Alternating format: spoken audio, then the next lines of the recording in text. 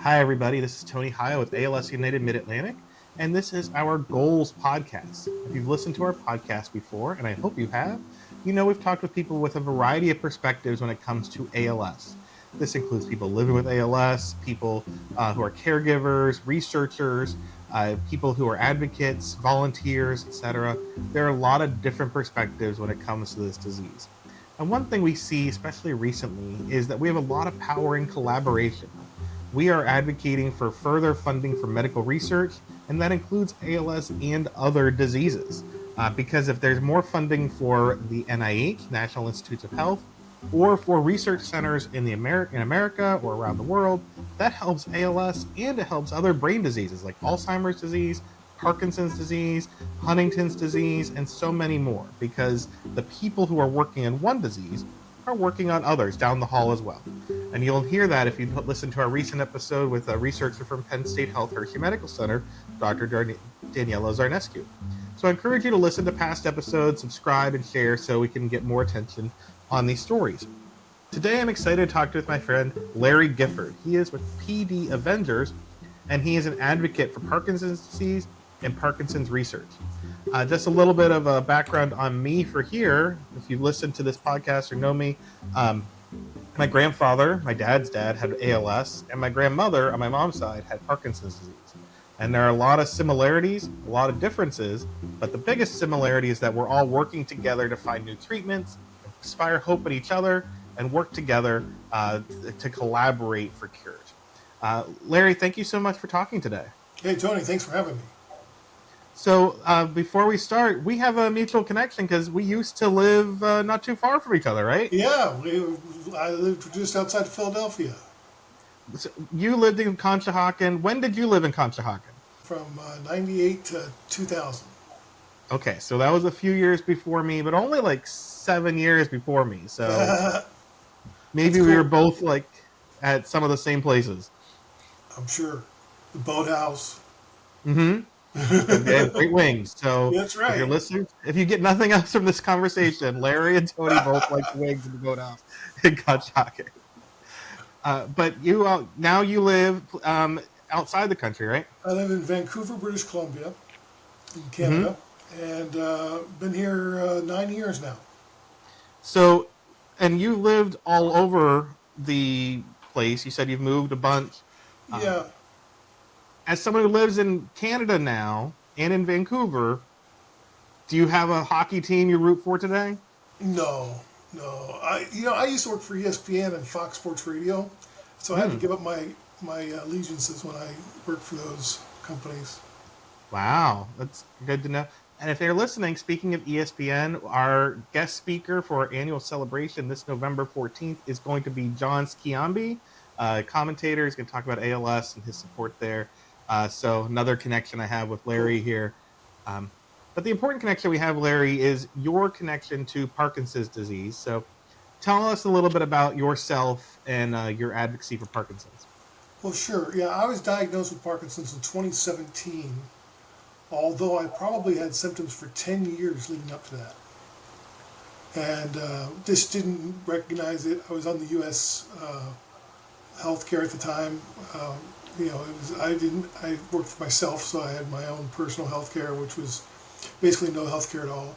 And so you avoid going to the doctor. And then when I moved to Canada, my walk got really wonky.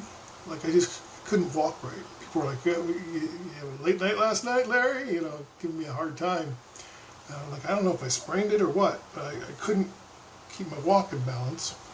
And then my wife kept telling me that my shirts were stinking. I'm like, I don't think exercising at work, trust me. and then I would have trouble typing and keep writing notes.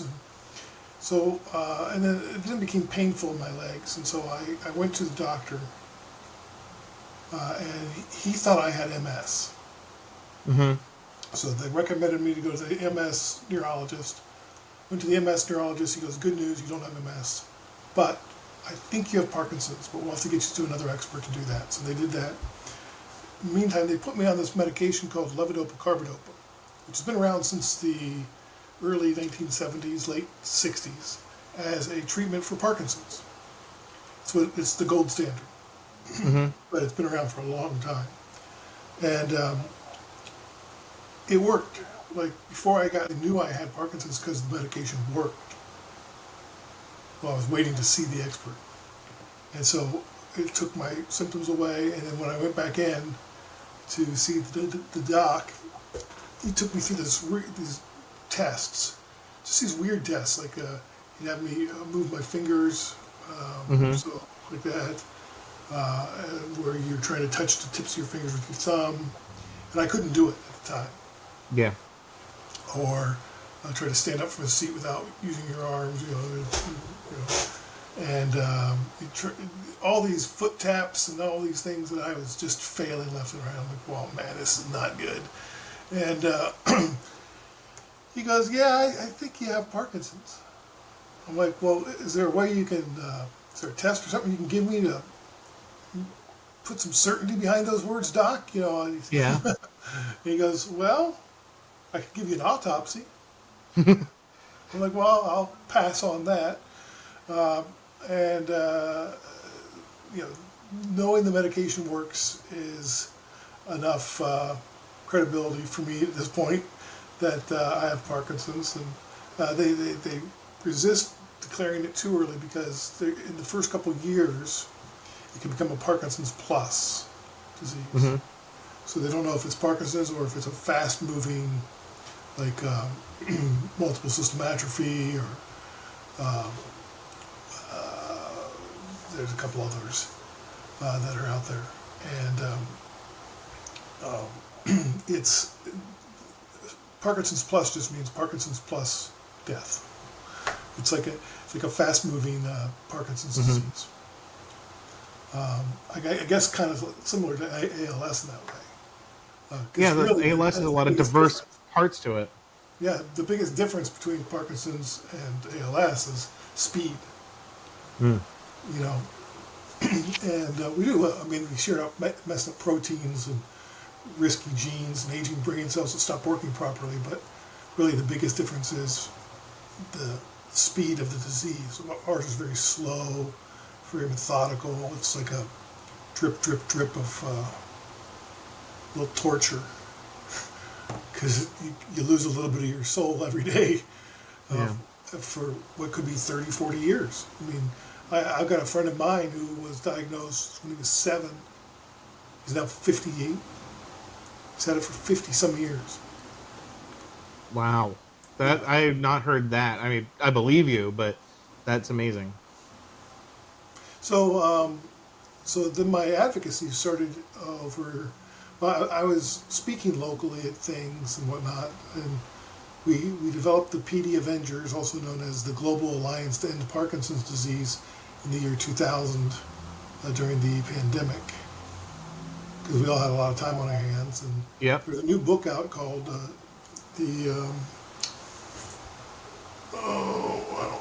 Ending Parkinson's Disease by some good doctors.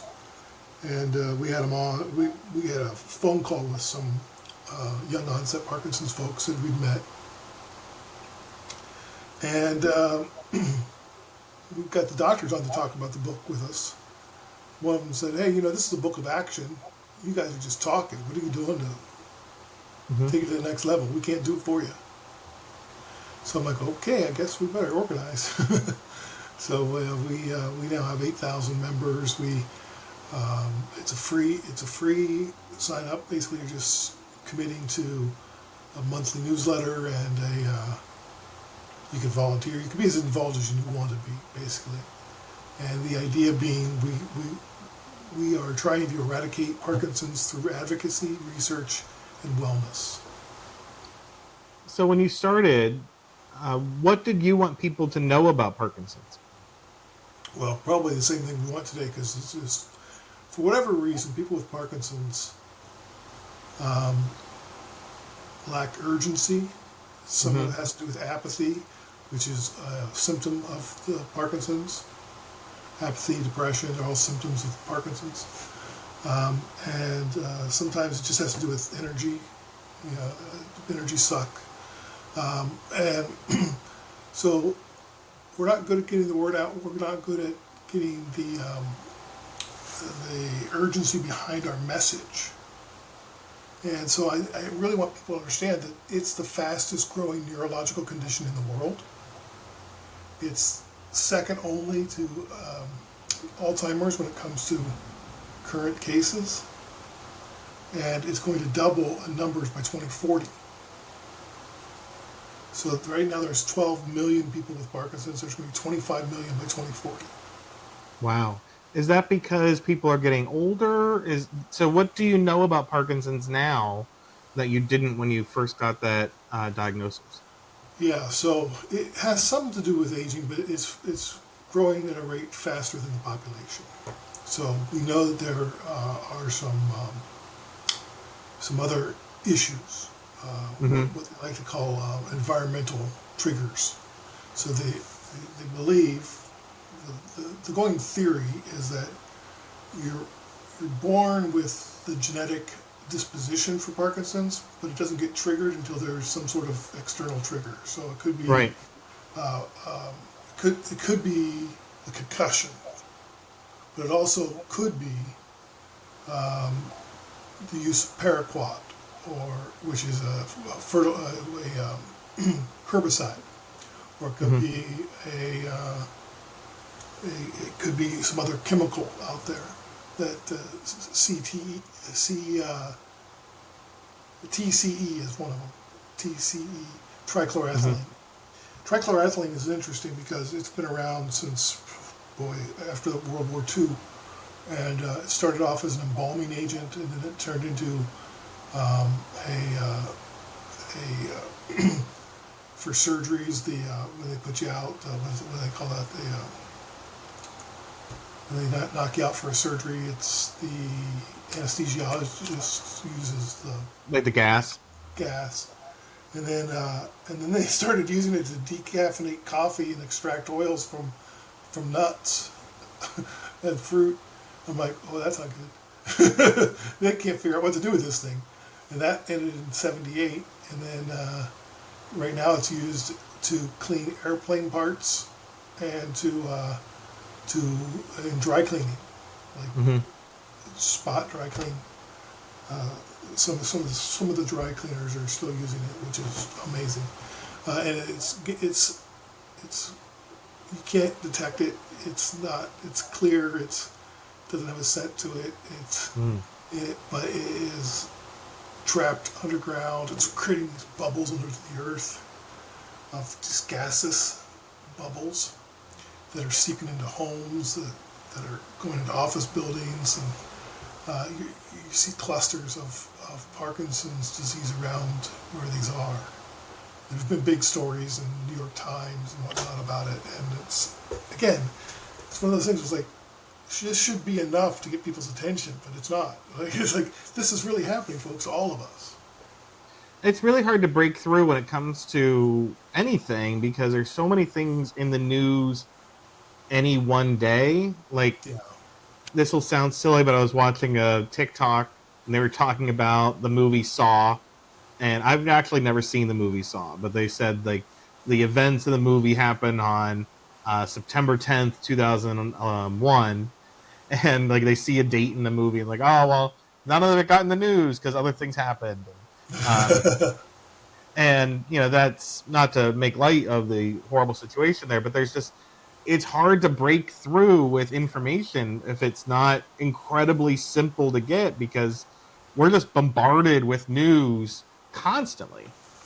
Yeah, and I think the other issue there is that people aren't interested in learning about things that they don't have a personal attachment to. Mm-hmm. So until it touches people, they don't look into it. Like, I didn't know anything about Parkinson's when I was diagnosed. Nothing. Right. Now I feel like I've got my doctorate in it. Mm-hmm. Yeah, I didn't know anything about ALS until my grandfather was diagnosed, and I learned a lot about Parkinson's through my grandmother. And one of the things I learned about Parkinson's is that there has been a lot of hope. There's been a lot of progress.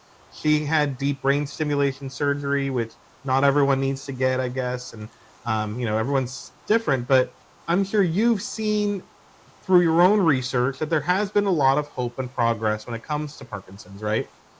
Well, there has been. I mean, we've been about 5 years away from a cure for about 30 years. So that's, but it's just more complicated than people think. I mean, the brain is a complicated organ, and Right. and science is not easy. One So thing I know about the complication of the brain with Parkinson's is that my grandmother had to take like a cocktail of medicines, basically, and so she didn't just take one thing because oftentimes there's other problems, and there would often be some serious side effects that were hard to manage, right? yeah, so I've had to get off some medications because I'd have hallucinations, Mm-hmm. or I would I ended up in the hospital because it looked like I was, you know, I couldn't keep conscious, which is an issue when you're trying to live a life. Right. And yeah, and you never know what's going to work for you or not. And I just had extreme reaction to one medication, the one that kept me unconscious, because all the extreme symptoms that they warned you about, I had. Like, this could cause, you know, blah blah blah blah blah blah blah blah blah blah blah. I had it Mm-hmm. all. Like, okay, well, let's not use that anymore. But the the the interesting thing about Parkinson's now and the advancements that we're seeing is that there is hope in that the Michael J. Fox Foundation, and Michael J. Fox has been just a great ambassador for our disease. They've found a biomarker in spinal fluid. Mm. And they are now moving that onto a blood test. So once we get it to the blood test form, it'll be much more routine as opposed to trying to do a spinal tap on everybody with Parkinson's. That's And amazing. once we can figure out how to do a biomarker test, which is like any blood test, any disease has a biomarker. We've never had a biomarker. It's just by observation and clinic saying, yep, probably yes, probably no. So that's exciting, and that's just happened in the last couple of years. And the blood test is just now being tested. But my understanding is it's at 90% success rate. So that's good news. We also we have a couple of drugs that are now in phase 3 that are, which is the final phase of trials for drugs, and it's a disease-modifying drugs. So we've never had a disease-modifying drug where it changes the disease itself. We've just had different ways to give levodopa to people, which is artificial or synthetic dopamine. What's happening with people with Parkinson's is that all your dopamine cells are dying off. So by the time you get diagnosed, you've lost 75 to 80% of your brain cells for dopamine. Wow. And I'm sure you didn't know any of that, and now you're an expert because you've been doing so much research. How have you been encouraging others to become experts, to sift through that information, and make sure that they're following the right guideline? Because there's so much stuff online. You've been following a lot of good sources and reliable places like Michael J. Fox. Do you help the Parkinson's community stay on the straight and narrow to make sure they're getting information they can use? I tried to.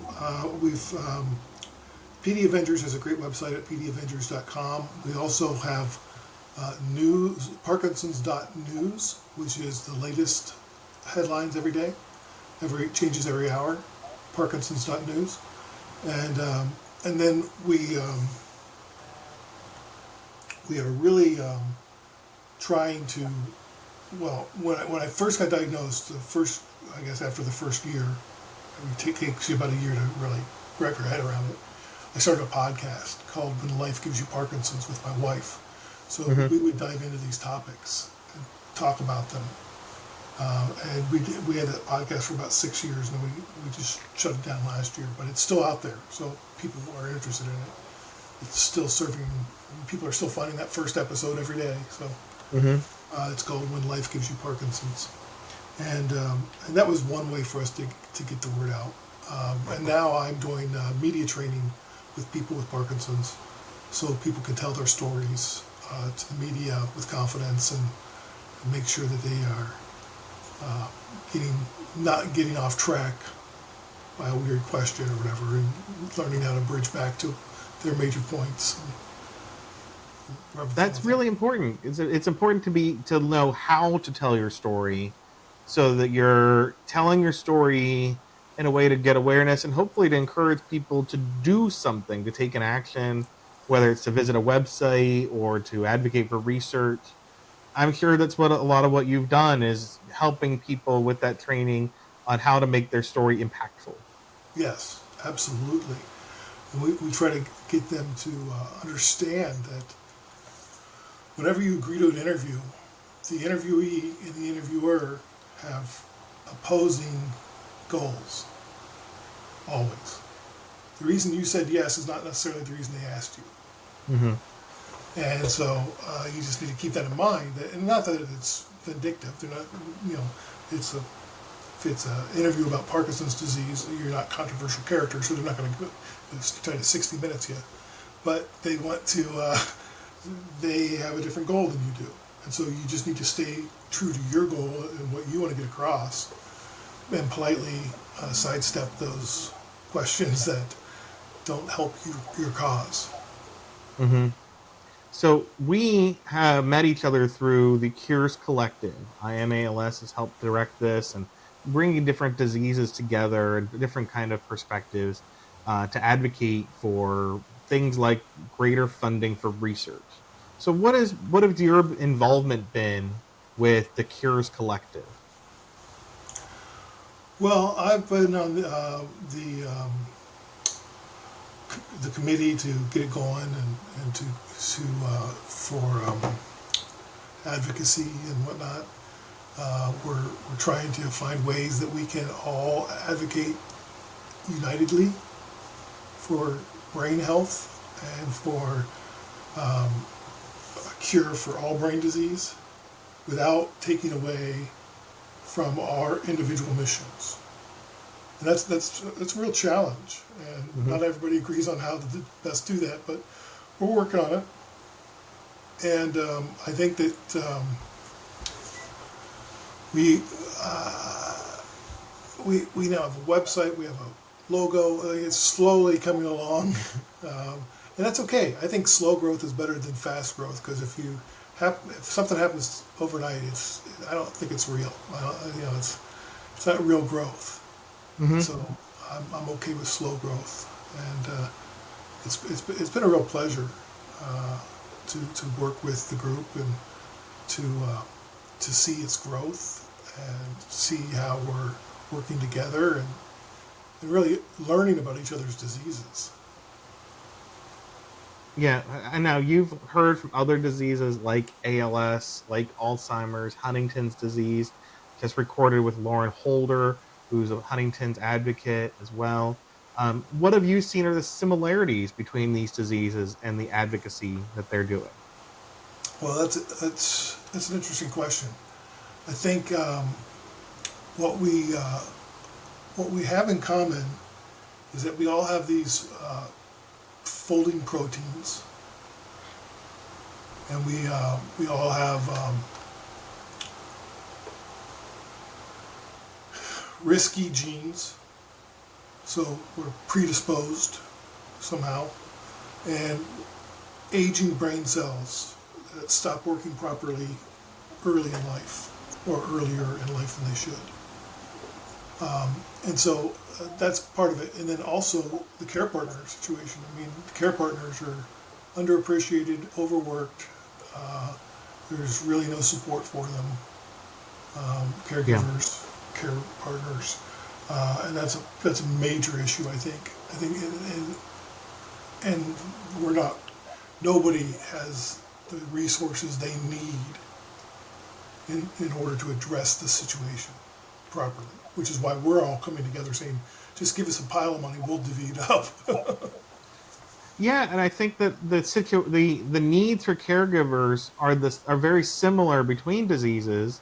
When we talk about the thousands of people impacted by ALS in the country, and then the many hundreds of thousands or millions impacted by Parkinson's and Alzheimer's and others, you're talking about many millions of people who are caregivers impacted by this disease.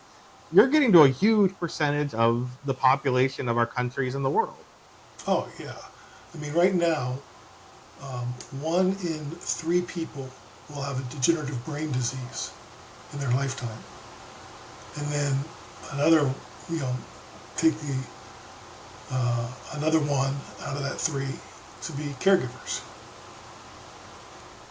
Yeah, and that's it's probably lowballing because right. It's a Parkinson's. daunting I, statistic. I I'm not. I wasn't just diagnosed with Parkinson's. My son and my wife have to deal with it every day too. So that's 2 in my house, and not including my friends and my siblings and my mom, and Hmm. it's a big deal. And so I think we need to really advocate for the people that are advocating for us. Yeah. So, what do you think we can do to better support and educate the people about caregiving for someone with a disease like ALS or Parkinson's? Well, I think there needs to be ways, like whether it's grants or whether it's some sort of um, financial support where people can bring in nurses or day help, or because what ends up happening is not only are these people overworked through caregiving, but then so a lot of them have to keep working, and they're the only breadwinner. And then they've got nobody at home to help the person with Parkinson's or help the person with ALS. And I mean, it is a big mess right now. Hmm. And so I think that if we could figure out a way to get grants for people who are care partners, caregivers, so they can either supplement their budget for nursing or just for reprieve, like take a weekend away. You know, it's none of us want to be a burden. Yet feels like the farther we get down the road, the more we are. Well, the more you can do for caregivers to let them be a caregiver, the more that those caregivers can do for the rest of the world too. That means, we provide grants and things to help with caregivers here. We have in-home care programs and grants here at ALS United Mid-Atlantic, and that means that caregivers can continue to work, continue in their jobs, or spend their money and time in stores. It's good for the economy to care for caregivers. Yeah, well, it is. I mean, Parkinson's alone costs the government $56 billion a year. Hmm. They only spend 220 million on research. That's nuts. Yeah. So how can we collaborate and work together as Avengers, like you, a PD Avengers, and I know we've had ALS Avengers teams here. I've had some great teams that are walks calling themselves similar. How can we have a superhero team to advocate for greater funding for medical research in general? Well, I think it comes down to organizing ourselves and making sure that we have the right message, and pick a date and go to Washington and be. You got to get to know your local lawmakers, and we have to make people hear us. And sometimes I don't know that we need to chain ourselves to anything, but I'm willing. Well, the more we can do to team up, I mean, I just like Avengers, we need our own end game for these diseases. We need to. Oh, listen to you! Look at that. Turn the phrase. But it's true, right? We all have our own superpowers. Sometimes it's a story like yours. Sometimes it's a researcher or scientist that has years of experience. We all have our own powers if we work together to do it. Yeah, I always say everybody has a superpower. They just don't know what it is all the time. So whatever it is that people come to you for, that you're really good at, but you don't think is hard work, think, oh, that's easy. I can show you how to do Excel or whatever. That's one of your superpowers. If it comes to you easy and everybody's asking you to do it, think of that as your superpower, and how can you use that in advocacy? Well, I appreciate that you're using your superpower to advocate for Parkinson's disease and also then for diseases like ALS and caregivers. One last time, Larry, if people are interested in learning about PD Avengers and your work, where can they go online to be in touch with you? www.pdavengers.com, or you can email me at larry@pdavengers.com. And he'll respond. He responded to this request, and I know That's it's right. not going to be someone else responding. It's going to be Larry. We've talked a bunch on the Cures Collective, and I know that he's working hard to collaborate with other people as well. We're going to keep doing our collaboration with diseases like Parkinson's and Huntington's and others so that we can support caregivers and brain health and, of course, find an end to ALS. Our website is alsmidatlantic.org. You can follow us on social media at ALS Mid-Atlantic. I encourage you to subscribe and share this podcast, leave a comment, vote for it, whatever it is on your platforms, so we can get more attention to this and more attention to Larry's story as well. Larry, I'll post those links in the description. And thank you so much for sharing your story and your superpower with us. Thanks, Tony. I really appreciate it. All right. Thank you so much. And I look forward to hearing from all of you in our future episodes as well.